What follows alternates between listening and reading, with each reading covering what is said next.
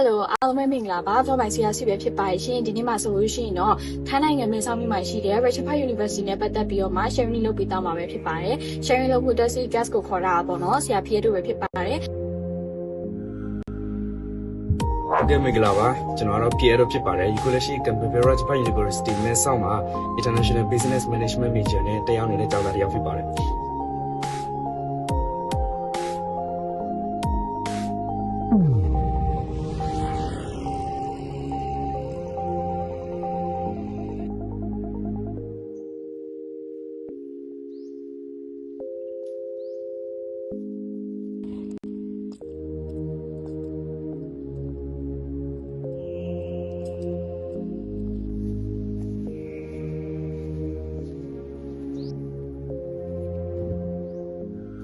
ကဲပါလားဆိုတော့အရင်ဆုံးဆရာရဲ့ဒီ education background လေးကိုလည်းပြောပြပေးပါဦးရှင်ဒီတက်တော့မရောက်ခင်မှာဆိုရင်ကျွန်တော်ကစာသွေးလေးမှာပြန်တေချာခဲ့ဖို့တယ်ပေါ့နော်ဒီ17တက်ရေး12တက်ရေးပြီးတဲ့အချိန်မှာဒီ2020 2023ခုနှစ်လောက်မှာဆိုရင်GD ဖြေခဲ့တယ်အောင်ခဲ့တယ်ပြီးတော့ကျောင်းဆက်လက်ပြီးတော့မတက်သေးဘူးမြန်မာပြည်မှာရှိတဲ့ကေကျောင်းတစ်ကျောင်းမှာကျောင်းဆရာအနေနဲ့တွားပြီးတော့လေ့လာခဲ့တယ်ပေါ့နော်တစ်နှစ်နောက်မှဒီ scholarship တွေပါလို့ရှောက်ပြီးတော့ scholarship ရလို့ဒီကျောင်းမှာလာ join ဖြစ်ပါတယ်ဟုတ်ကဲ့ပါဒါဆိုရင်ဒီ Ratchaburi University မှာရှိတဲ့ major ရပါလိမ့်လေပြီးတော့ဗာလို့ဆရာက International Business Management ကိုရွေးရတယ်ဆိုတာလေးလည်းပြောပြပေးပါဟုတ်ကဲ့ဒီကျောင်းမှာဆိုရင် major ကတော့ခုလက်ရှိ10ခုရှိတယ်ပေါ့နော်အဲ့ဒီ10ခုမှာဆိုရင် accounting computer technology digital business technology entrepreneurship international business management logistic management logistic technology public administration တို့ပဲဖြစ်ပါတယ်ဒီလာမယ့်နေ့မှာဆိုလဲသူတို့အသစ်တစ်ခုထပ်ခွဲဖို့ရှိတယ်ပေါ့နော်အဲ့ဒါတော့ကျွန်တော်တို့ဒီ international student တွေ join လို့ရတဲ့ major ပဲဖြစ်ပါတယ်major name ကတော့ English for Business Communication ပဲဖြစ်ပါတယ်ဒီ international business management major ကိုပါကျွန်တော်ရွေးရလဲဆိုရင်ဖြစ်ကျွန်တော်တို့ဒီထိုင်းနိုင်ငံမှာပြကြည့်လို့ရှိရင်ဒီ business နဲ့ပတ်သက်တဲ့ကျောင်းတွေမှာ top ဝယ်ချိတ်တဲ့ကျောင်းရှိတယ်ပြီးလို့ရှိရင် business နဲ့ပြီးတဲ့ကျောင်းသားတွေဒါလည်းအလုပ်တွေရနိုင်အချိန်များတယ်ပေါ့နော်ဒါကြောင့်မို့ဒီ business management major ကိုယူခဲ့တာပဲဖြစ်ပါတယ်ဟုတ်ကဲ့ပါဒါဆိုရင်ခုနဆရာပြောသွားတဲ့အတိုင်းပဲ GED နဲ့နော် GED နဲ့ရှောက်လို့ရပါဆိုတော့ဒီတော့ခုနက scholarship တွေရှောက်တယ်လေဒါဘယ် organization ကနေဆရာ scholarship ပေးထားတယ် organization ကတော့ကျွန်တော်ဒီကျောင်းကိုမ join ခင်မှာရှိသမျှ scholarship တွေရှောက်ခဲ့တယ်ဥပမာ China to the first paper Maro Bracket တော့အများကြီးရှောက်ခဲ့တယ်จ่ายစမှုတွေလည်းများတယ်ပြီးတယ်ဒါပေမဲ့ဒီနောက်ဆုံးတစ်ခုအနေနဲ့ခွန်တိုအောင်ကိုရှော့ခဲ့တယ်ပေါ့နော်ခွန်တိုအောင်ကတော့သူတို့တခြားအကြောင်းတွေမပေးဘူးဒီ Ratchaburi University တခုပဲပေးတယ်ဒါကြောင့်မို့လို့နောက်ဆုံးလက်နဲ့အနေနဲ့ဒီခွန်တိုအောင်ကိုရှော့ခဲ့တယ်ခွန်တိုအောင်ရှော့တော့တခြားရှော့ထားတဲ့ scholarship တွေမရခဲ့ဘူးဒီကံကောင်းစွာနဲ့ပဲခွန်တိုအောင် scholarship ရတော့ဒီကြောင် join ဖြစ်ပါတယ်ဆိုတော့ဒီ Culture on organization ကနေပြီးတော့မှာပေါ့နော် full scholarship ပေးရလားမဟုတ်လို့ရှိရင်ဘယ်ဟာတွေ provide လုပ်ပေးရလဲသူတို့ကတော့ full တော့မဟုတ်ဘူးဆရာမသူတို့ဘယ်လိုပေးလဲဆိုတော့သူတို့အမောင်းနဲ့သူတို့ရှိပြီးသားပေါ့နော်တစ်ထမ်ဘလောက်ပေးမလဲတစ်ထမ်ဘလောက်ပေးမလဲကိုကတော့သူတို့ပေးတဲ့အမောင်းကိုပြန်ပြီးတော့တုံ့ပြန်ရမယ်အဓိကကတော့ရဆိုရင်ဒီသူတို့ပေးတဲ့ scholarship percent တွေကိုကျောင်းလာခရဲပြီးလို့ရှိရင်အဆောင်ခရဲအဲ့ဒါပြီးတော့ကုန်နေပြီပေါ့နော်ဒီ scholarship သူတို့အဲ့လောက်ပဲ focus ထားတာထင်တယ်တခြားဒီ living cost တို့သွားလာခတွေကတော့ကိုယ့်အကူပဲပြန်ထုတ်ရမှာဖြစ်ပါတယ်ဆိုတော့ဒီသူတို့ဘက်ကနေပြီးတော့မှဒီလိုအပ်တဲ့ဟာတွေ provide လုပ်ပေးတာဆရာအတွက်ကျောင်းလာကတွေပြီးတော့အဆောင်ခရတက်တာလားဒီကျောင်းမှာဆိုရင်အဆောင်ခတော့ကျောင်းလာကတော့အများကြီးတက်တာတယ်တခြားကျောင်းနဲ့စာရေးပေါ့နော်ကျောင်းလာခဆိုရင်ဒီတစ်ထပ်မှဆိုရင်19400လောက်ပဲရှိတယ်တခြားကျောင်းနဲ့စာလို့ရှိရင်အများကြီးတက်တာတယ်ဟုတ်လားဒီအဆောင်ခမှာဆိုပြန်ကြည့်လို့ရှိရင်လည်းတထမ်းကိုမှ3400လောက်ပဲပေးရတယ်ဆိုတော့အရေးကြီးတက်တာတယ်ဒါပေမဲ့ဒီကျောင်းလာခပြီးတဲ့အချိန်မှာဒီမျိုးနဲ့စားရှိတယ်ပေါ့နော်ဒီဥပမာတချို့ကစနစ်ကလည်းရှိတယ်လို့ရှိရင်တချို့ကဆိုရင် Thai ID ကလည်းရှိတယ်မလား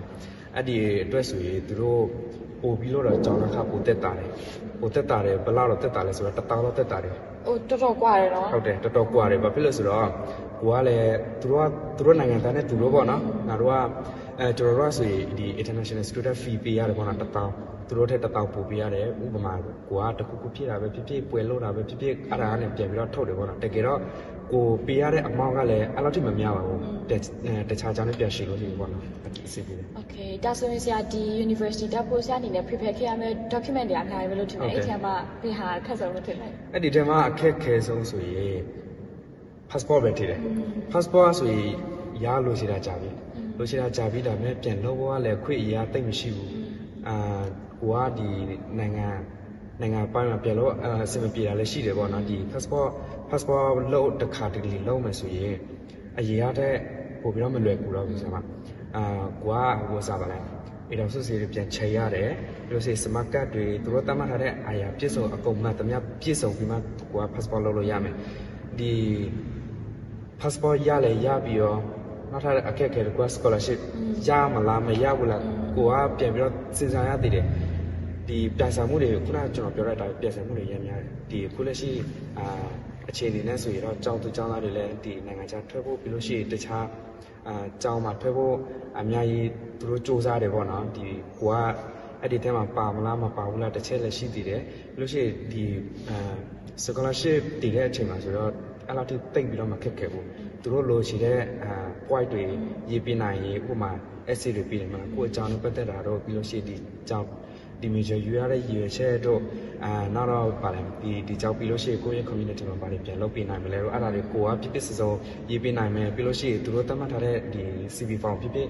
portfolio ပြလောက်ထားကောက်လေးလောက်ထားပြီးလို့ရှိရင်အဓိကတကူကတော့အတွေ့အကြုံတွေပေါ့နော်အတွေ့အကြုံတွေယူထားအဲ့ဒါကိုပြည့်စုံလို့ရှိတော့ကိုကပါနိုင်တဲ့အခြေအနေမျိုးရှိတယ်ပေါ့ Okay ဒါဆိုရင်ဒီမိသားစုနဲ့ပတ်သက်ပြီးတော့တခြား limiting factors challenges တွေရောရှိခဲ့လားရှိတယ်ငယ်တော့ကနေပြန်ပြီးတော့ကြည့်မယ်ဆိုရင်ကိုကဖြစ်ဆုံးတဲ့မိသားစုကနေလာတဲ့သူမဟုတ်ဘူးဒါကြောင့်မလို့ကိုတွေမစူးစမ်းလို့ရှိရင်ဘယ်သူမှမစူးစမ်းပေးဘူးပေါ့နော်ဒီမိသားစုအရက်ကုန်ရကိုယ်တိုင်နေနဲ့ဒီ sport တစ်ပေးမိသားစုရှိတော့အရက်ကုန်ယူမိတယ်ပေါ့နော်ကောင်းသည်ဖြစ်စေဆိုးသည်ဖြစ်စေသူတို့တက်နာတဲ့ဘက်ကနေရအောင်အများ sport ပေးတယ်ပြီးလို့ရှိရင်သူများတွေလို့တော်လာနိုင်အောင်လဲအိမ်ကအကိုတွေအမတွေမိသားစုတွေအကုန်လိုနေတဲ့မရှိတော့သူတို့ထောက်ပံ့ပေးတယ်မပြည့်စုံရတော့မှကိုကမျက်နှာမငယ်ရဘူးပေါ့နော်အဲ့တချက်ရှိတယ်ဒီအဓိကတော့ finisher ပိုင်းပါပဲ Okay ပါဒါဆိုလို့ရှိရင်နောက်ထပ်တစ်ခုအနေနဲ့ကပေါ့နော်ဒီအကြောင်းကိုတက်လာတဲ့အခါမှာကိုယ်အနေနဲ့ပထမဆုံးစရောက်တဲ့အခါမှာ challenges အကြီးဆုံးကဘာဖြစ်မယ်လို့ထင်လဲပထမဆုံးအကြောင်းကိုရောက်တဲ့အချိန်မှာဆိုရင်တော့ကိုတရားတော်မဟုတ်တကယ်ချင်းလည်းအများကြီးပါတယ် scholarship ရတဲ့တကယ်ချင်းလည်းပေါင်ဖြစ်တယ်များတယ်ပေါ့နော်ရတဲ့သူတွေကလည်းမြန်မာတွေကြီးပဲကရင်မြန်မာအဲ့လိုပဲဒီအဓိက challenge တစ်ခုကဆိုရင်ဘာသာစကားနဲ့ပတ်သက်တာပဲဘာဖြစ်လဲဆိုတော့ကိုရွေးချယ်တဲ့အကြောင်းကဒီ Thai program ဖြစ်တယ်ကျွန်မ Thai program လည်းဖြစ်တော့သူတို့ပွဲတွေလုပ်တွေဖြစ်စေအားကစားလုပ်တဲ့ပွဲတွေဖြစ်စေ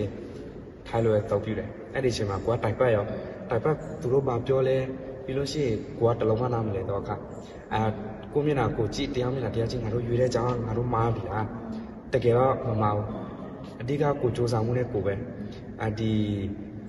ဒီကျွန်တော်တို့ဆက်စားတော့အရှုပ်ပေးဖို့လောက်တော့ရှိခဲ့တယ်ပေါ့နော်ဒါပေမဲ့အရှုံးမပေးခဲ့ဘူးဒီကြာလာအစီပြေလာတယ်ပေါ့နော်ဒီထိုင်စကန်နဲ့ပတ်သက်တာတွေပို့ပြီးတော့နားလည်လာမယ်အဓိကကျွန်တော်တို့ဘာသာစကားတစ်ခုတစ်ခုထက်လေးလာတလို့ပါပဲ Okay ဒါဆိုရှင်ဒီအကြောင်းလျှောက်တော့တော့ပေါ့နော်ဒီသူရဲ့ process ကပထမဆင့်ကိုအောင်ပါပြီဆိုရှင် interview process ကိုရှိလားဒီကြောင်းလာတော့မဟုတ် scholarship လား scholarship မှာဆိုရင်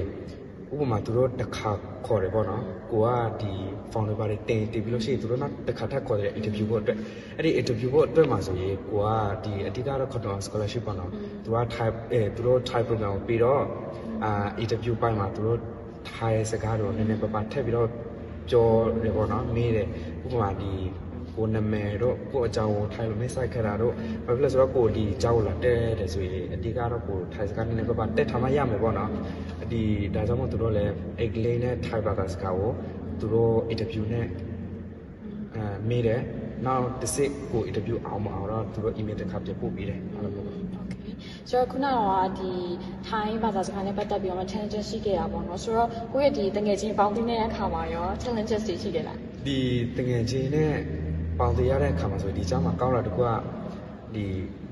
အဓိကကျွန်တော်တို့ major ပေါ့နော်ဒီ international business management မှာဆိုရင် အဓိကဒီဗာလေတတန်းလုံးထဲမှာပြန်ကြည့်မယ်ဆိုရင်မြန်မာဥပမာရောက်30ရှိဆိုမြန်မာ25 26ရောက်လောက်ရှိတယ်မှာတခြားလူသားထိုင်ဖြစ်တယ်ဒါကြောင့်မို့ဒီ communication ပိုင်းမှာလည်းအဆင်ပြေတယ်နောက်တစ်ခုကတော့အဆင်တငယ်ချင်းနဲ့ပတ်သက်ဆက်တဲ့အချိန်မှာအဆင်ပြေလားမပြေလားဆိုလို့ပြောတယ်တချို့တငယ်ချင်းတွေလေလာမရတယ်ပြေတော့နေဒီကြောင်တက်တာတော်တော်ပျော်နေလောက်ပြီးတည်တယ်တကယ်လည်းပျော်ပါတယ်ဘာဖြစ်လဲဆိုတော့ဒီမင်းဆောက်မှာဆိုရင်ကိုလှုပ်လှုပ်လှသွားတဲ့နေရာတွေအများကြီးရှိတယ်မလားအများကြီးလည်းရှိတယ်ပြီးလို့ရှိရင်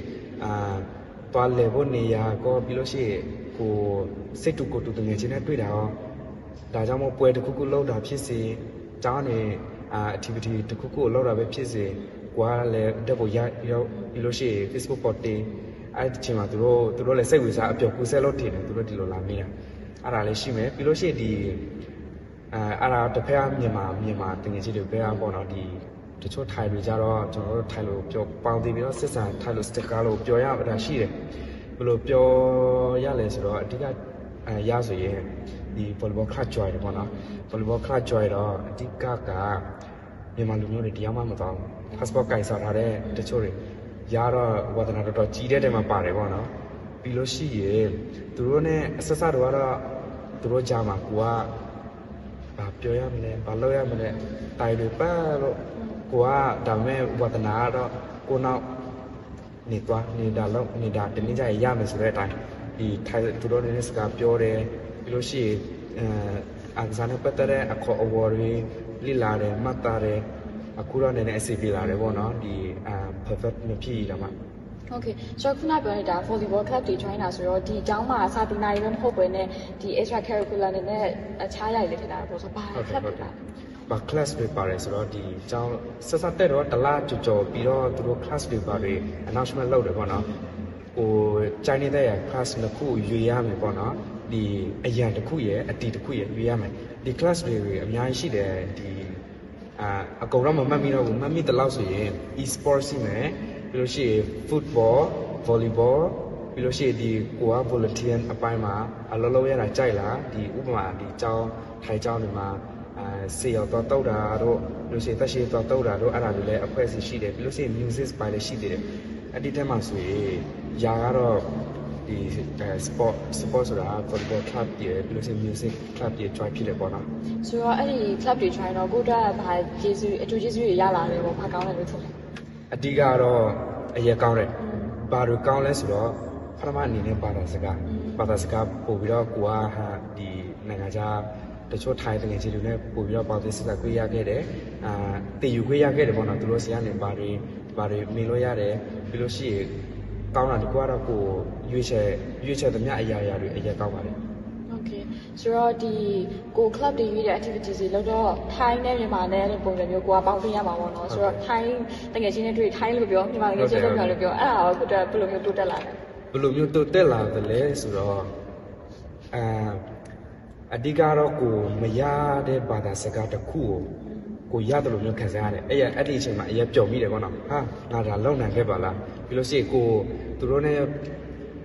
ကိုကမြန်မာလူမျိုးလားသူတို့နဲ့စကားတော့ပြောထိုင်းလို့စကားတော့ဝေးနေထိုင်းစကားရတာလားသူတို့အဲ့လိုကိုအဲ့လိုမျိုးပြောလို့ရှိရင်ကိုအရေးပျော်ခဲ့တယ်ပေါ့နော်ဘာလို့ဆိုတော့ကိုဘာသာစကားတစ်ခုရခဲ့တဲ့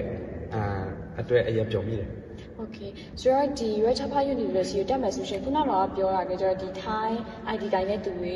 ဒီ passport တွေပြီးတော့ဒီအဲ့ဟာတွေမရှိလို့ရှိရင်ခုနကကို passport တစ်ခုပဲရှိလို့ရှိရင်လာတက်လို့ရတယ်ဒီအဓိကတော့တချို့မင်ကိုတွေရှိတယ်ပေါ့နော်။ဘာရှိလဲဆိုတော့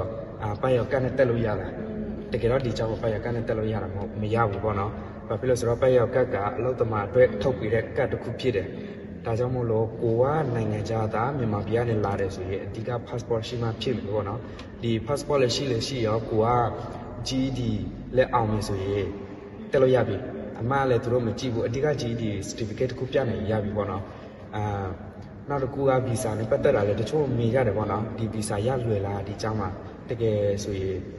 ရလွယ်တယ်ဘာဖြစ်လဲဆိုတော့ဒီကျောင်းမှာဆက်တဲ့တော့ဆိုရင်ဗီဇာမရသေးဘူးဗီဇာရှိမှအဆောင်လည်းနေခွင့်ရမယ်ဒါကြောင့်မို့တက်ကတူတက်ပြီးတော့သူတို့လည်းစစ်ဆေးတယ်ပေါ့နော်ဒီကျောင်းသားဒါတကယ်တက်မလားတလားပြေးမှသူတို့ထောက်ကစားနဲ့ဗီဇာထောက်ကစားနဲ့ပတ်သက်တာတွေထုတ်ပေးတယ်အဲ့ဒီအချိန်မှာကိုကဗီဇာရှောက်လို့ရပြီဆိုရင်အစစ်ပြေတာတကွာဒီမင်းဆောင်မှာဆိုတော့ဒီတန်းတန်းမှာပြန်ပြီးတော့တုတ်ထုပြီးတော့လာလို့ရပြီပေါ့နော်အဲ့ဒါစစ်ပြေ ဟုတ်ကဲ့ပါဒါဆိုရင်နောက်ဆုံးမျိုးကိုတစ်ခုကပါလဲဆိုတော့ကိုအနေနဲ့ပေါ့နော်ဒီ university မရောက်ခင်တော့အော်ငါငယ်ငယ်တော့ဒါသိခင်ကောင်းပါပဲဒါလာရှိရင်ကောင်းပါပဲဆိုရင်အတွေ့အကြုံရှိလား ရှိတယ်တကယ်ရှိတယ်ပေါ့နော်လူတိုင်းလည်းရှိမယ်တွေ့တယ်ဆရာမလည်းရှိလောက်မယ်ဘာရှိတယ်လဲဆိုရင်တော့ဘာသာစကားနဲ့ပဲထင်တယ်ဘာဖြစ်လဲဆိုတော့ကိုငယ်တော့ဆိုရင်ဒီဘာသာစကားနဲ့ပတ်သက်ဥပမာအင်္ဂလိပ်ဘာသာတော့ကိုတည်တည်ရှာတည်ပြီးမဲ့ဆရာဆရာမလည်းမရှိဘူးဒီကြားဆရာဆရာမတွေဆိုလဲသူတို့တင်ပေးတယ်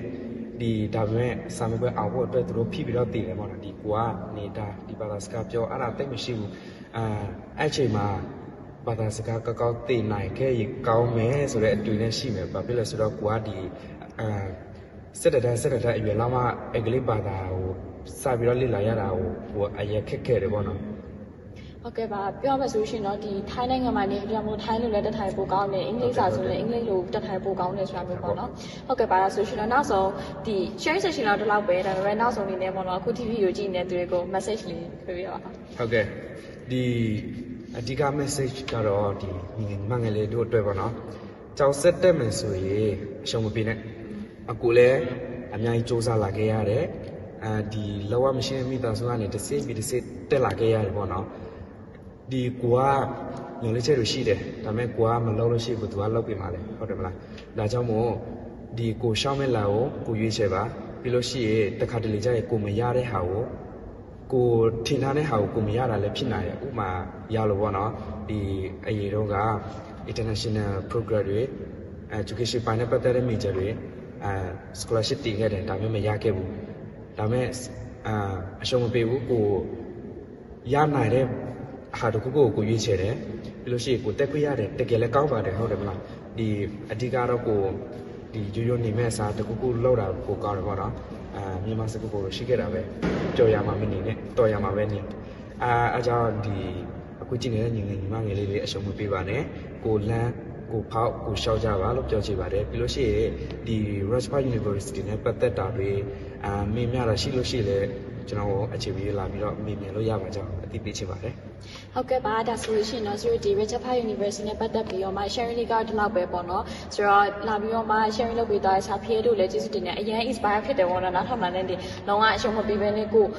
မှရှိတဲ့အချိန်မှာဖြုံမဲနေပေါ့နော်လုံးဝကြိုးစားရဲပေါ့နော်ဒီအချိန်ဒီအရင် inspire ဖြစ်တယ်ဆိုတော့ဆွေးလည်းတွေးစရာတစ်ခုဖြစ်တာပေါ့နော်ဆိုတော့အခုဒီ video ကြည့်နေတဲ့သူတွေဆိုလို့ရှိရင်လည်းကိုနေတဲ့ဒီ university တက်ဖို့အတွက်ပြင်ဆင်နေတာဖြစ်တက်ဖို့အတွက်လုပ်နေတာဖြစ်ဆိုလို့ရှိရင်ဒီ Rajpath University ကလည်း budget လည်း safe ဖြစ်တယ်ပေါ့နော်ဆိုတော့ကိုစဉ်းစားကြည့်လို့ရတယ်ကို option တွေမှာယူကြည့်လို့ရပါတယ်ဆိုတော့လာပြီးတော့မှ sharing လုပ်ပေးသွားတဲ့ဆရာပြည့်တို့လည်းကျေးဇူးတင်ပါတယ်ဆိုတော့နောက်ထပ် share vlog ကြောင်းပြန်တွေ့ကြပါမယ်ရှင်အားလုံး bye bye